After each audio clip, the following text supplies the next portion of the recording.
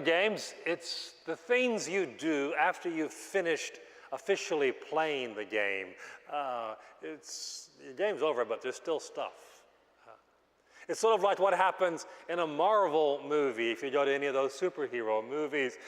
If you don't wait till the end of the very, very end of the credits, when everyone else has left, you miss something else.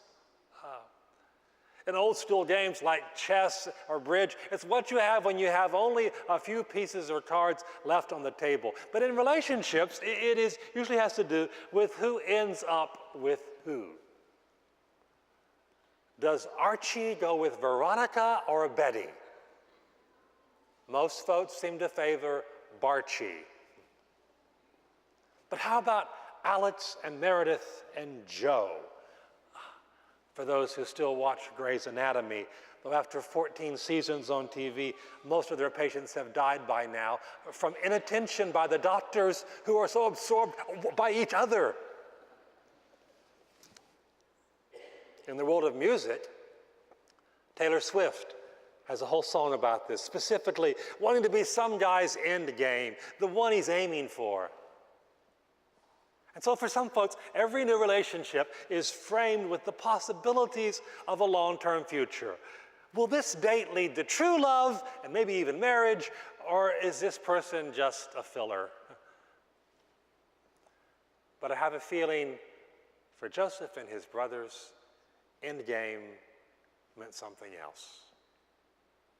You remember from your Bible study days that from the very beginning, their relationship was not a good one.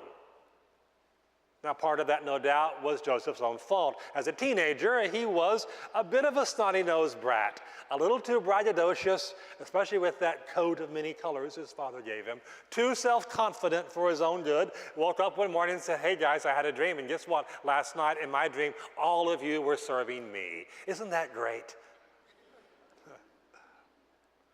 It led to his older brothers ganging up on him one day, throwing him into a pit before they sold him to a group of traveling nomads on their way to Egypt. And when they got home, they lied about it to their father Jacob. You remember Jacob, right? Jacob the jerk who lied about everything until God got a hold of him. Those trees, apples didn't fall far from that tree, did they? They told Jacob wild animals had come and attacked little Joe, his favorite, and killed him and ate him up right there and then. Wild animals, yeah. What they didn't know, what they could never have guessed in 1,000 years, was that God still had a plan for Joseph, though, a plan that eventually saw him rise from the ranks of a house slave in Egypt to an inmate rotting away in a dank prison cell to the number 2 man in all of the country, which is where he was when his brothers met up with him once again many, many years later. It had been so long, they didn't even recognize Joseph. They knew him only by his Egyptian name, Zaphnath-Paaneah. Joseph might have forgotten his Hebrew name by then, but he hadn't forgotten his brothers. You don't forget the people who betray you, do you? Think about it right now. Who comes to your mind? Someone who did you wrong, who sold you down the river, who took something that was yours, who stepped in front of you, who cut you off.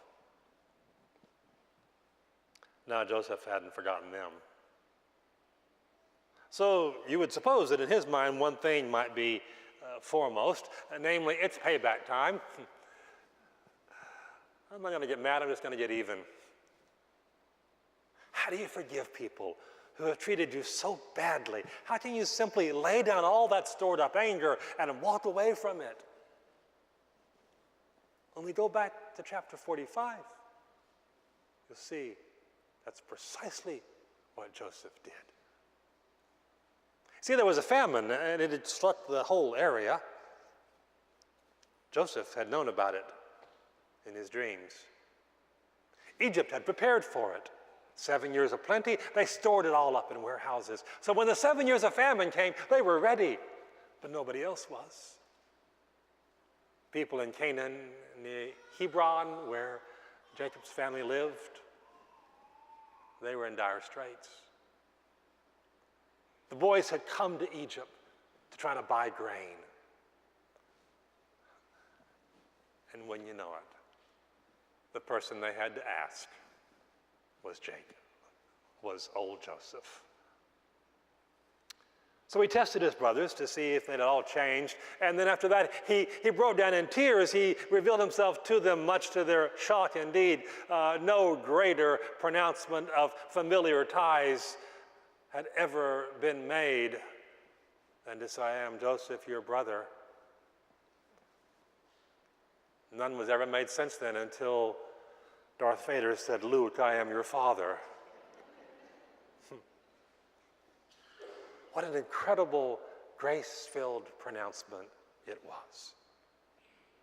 It wasn't even, I'll forgive you, but you're going to have to pay for it.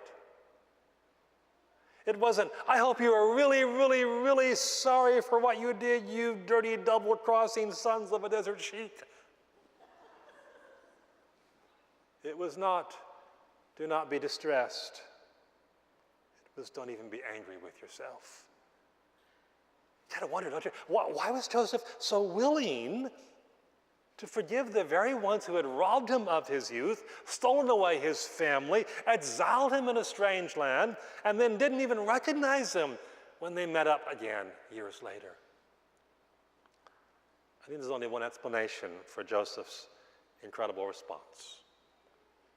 It is that in all those years of aloneness and apartness from his family, in all those years of mistreatment and misfortune, Joseph came to understand that God had a purpose for everything, including his suffering. God had a divine plan for his life, which went beyond all those experiences. And so Joseph told them, don't beat yourselves up, because we can see now farther along that it was actually to save lives that God sent me here ahead of you. My life, your lives, the lives of our people, even the lives of these Egyptians. In short, what Joseph said, you meant it all for evil. God meant it all for good. Ra'ah Tobah. If you got your Bibles, you may want to circle evil and put Ra'ah beside it, and circle good and put Tobah beside it. Interesting words in the Hebrew language. Ra'ah means that which causes misery and distress and injury and adversity. Tobah means that which brings shalom, or peace and benefit. In that singular idea, I think we have perhaps the most clear statement in all of the Bible of what we might term to be the providential control of God in our lives. The reason why Joseph felt as he did and acted accordingly, the explanation for how he could be so astonishingly lack bitterness or rancor in his heart towards his brother, was purely and simply because Joseph had come to have a certainty in his life that no matter what happened to him, it is God's will and not man's will that is the controlling reality in every event. Ra'ah Tobah. You meant it for evil. God used it for good. What a word of forgiveness. What a word of grace. Joseph not only reconciled with his brothers, he brought the whole family, including their father Jacob, to come live with him in Egypt. And all went great until 17 years later when Jacob died. And then the brothers began to worry once more that now that their father was gone, that Joseph would not be so gracious to them anymore. So look at what they did. Verse 16 tells us they sent word to Joseph saying, oh, by the way, before he died, Dad told us to tell you to be sure to forgive us for treating you like dirt. And then they signed it, the servants of the God of your father. Now, is anybody else suspicious here? I think if I'd been Joseph, I would have responded, yeah, right. I'm sure Dad said that. Did you get it in writing from the old man? I would have thought, you're still lying. You haven't changed at all. You're still trying to manipulate it. What did Joseph do? Verse 17 tells us. He wept. He wept. I don't know about you, but I've discovered that as I've gotten older, I am more prone to weep.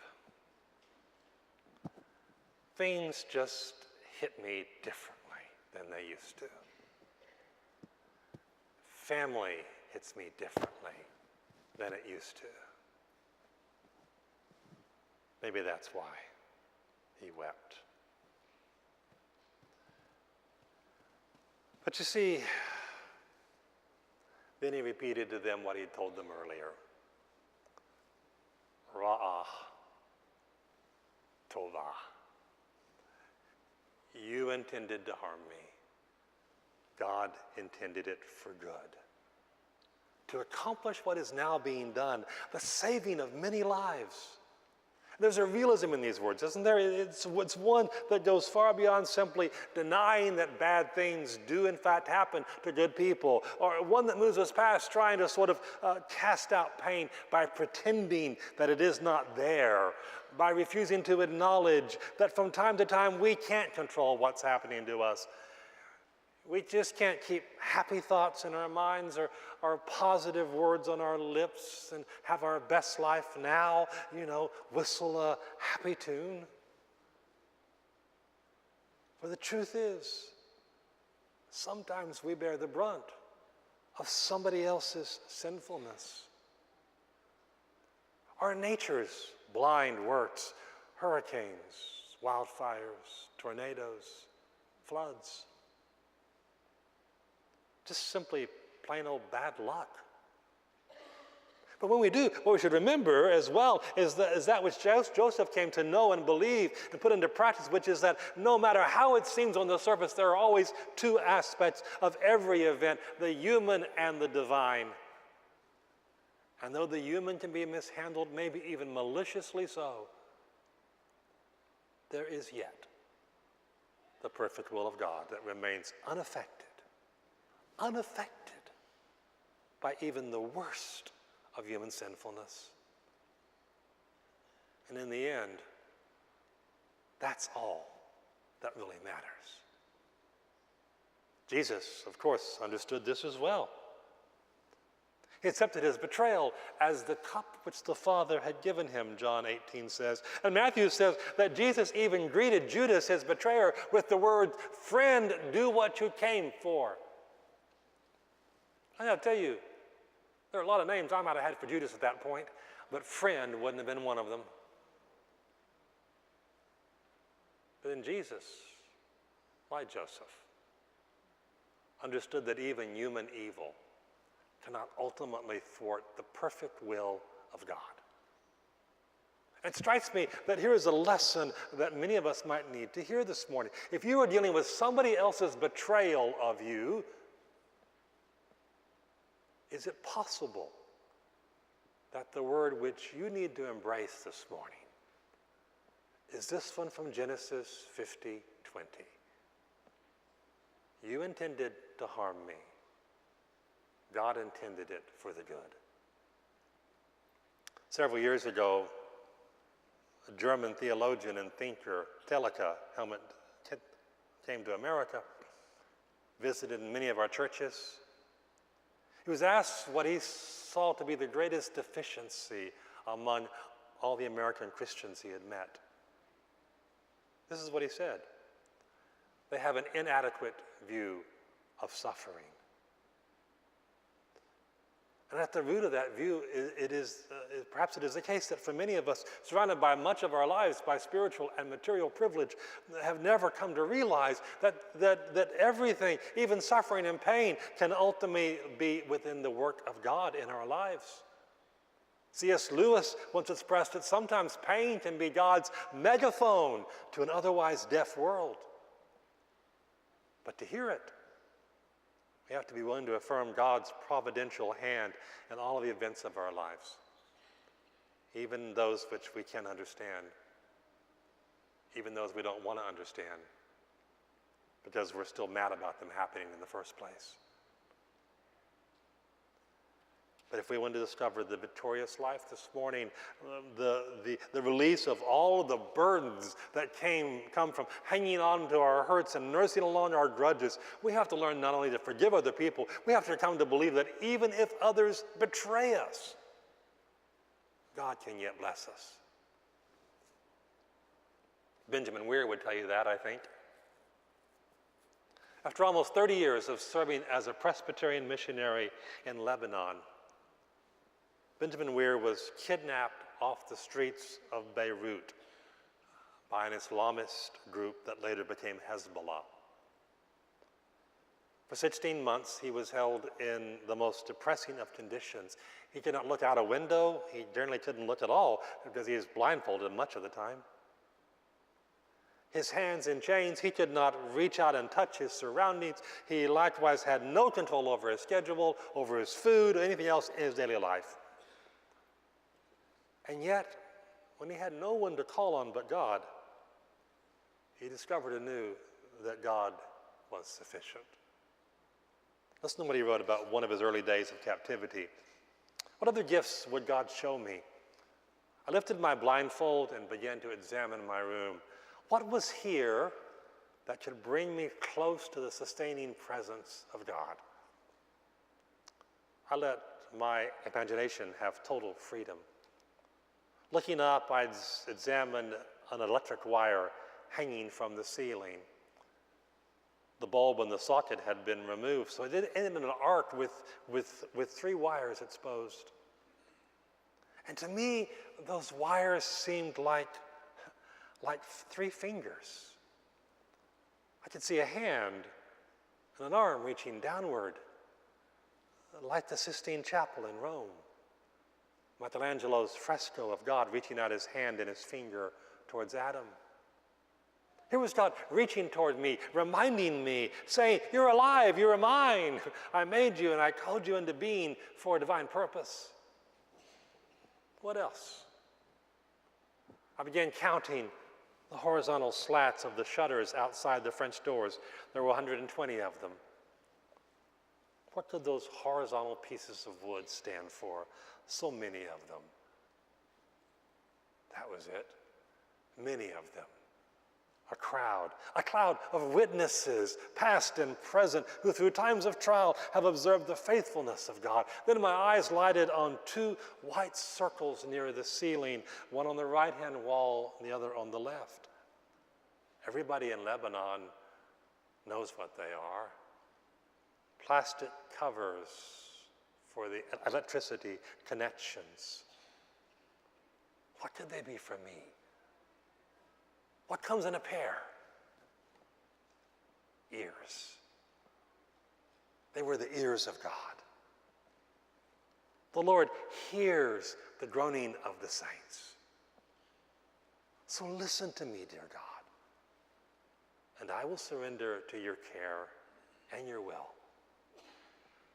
By the end of the day, Benjamin Weir says, he was humming the hymn, "Count your blessings, name them one by one." And he counted them, health and life and food and mattress and a pillow and a blanket and his wife and his family and faith and hope and prayer and Jesus and the Holy Spirit and the Father's love. 33 things in all that they thought of. And in the process of reviewing those blessings, he found that his feelings of fear and helplessness had melted away. You meant it for evil. God intended it for good. Ra'ah. Tobah. See, Joseph reminds us, simple truth, that we should judge the present only by the future. Because if God is involved, we cannot say what his ultimate and providential will might be. We just know, as with St. Paul, that it's for our good.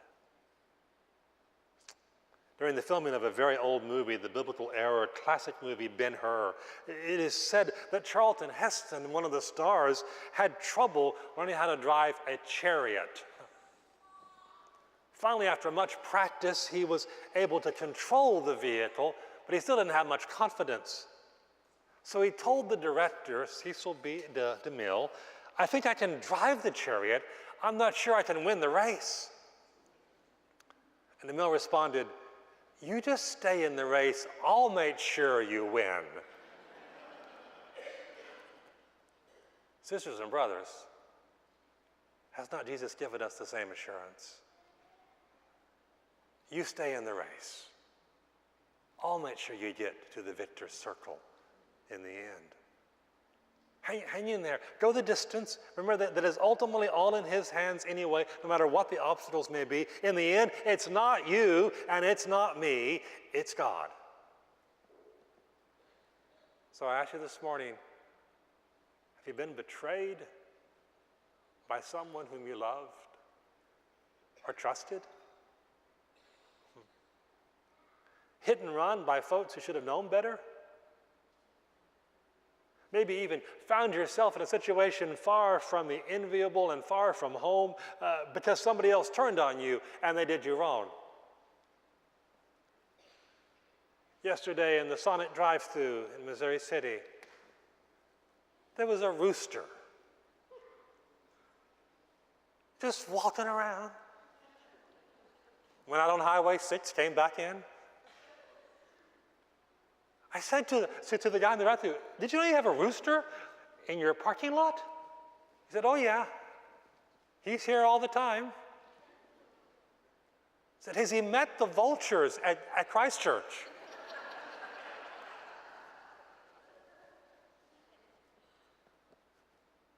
Don't judge the present by the past. God's not finished with you yet. So release your lease on revenge. Let God take care of sorting it all out when the judgment comes. We may not understand his mysterious ways, but I have become convinced of this. We can trust him. This is the end game of the whole book of Genesis that we've been walking through this summer. From the story of Adam and Eve, Ish and Isha, to the sad tale of Cain and Havel, Cain and Abel, to the reset with Noah, to the calling of Abraham, the near sacrifice of Isaac, the theft of Esau's birthright by his younger brother Jacob. It's all been about God working through really imperfect people to accomplish his perfect will. So what might God want to do through even your most trying of circumstances? And is there somebody you need to forgive this morning? Will you say it with me? Ra'ah Tobah. Ra'ah Tobah. You intended it for evil, but God intended it for good. Because all things, not just most things, not just some of the things, not just occasional things here and there, all things work together for the good of those who love God and are called according to his purpose. May that be the end game, not just of Genesis, not just of the story of Joseph, may be the end game of our lives as well. We sang it a little earlier. Sing it with me once more, would you? Through it all, I've learned to trust in Jesus. I've learned to trust in God.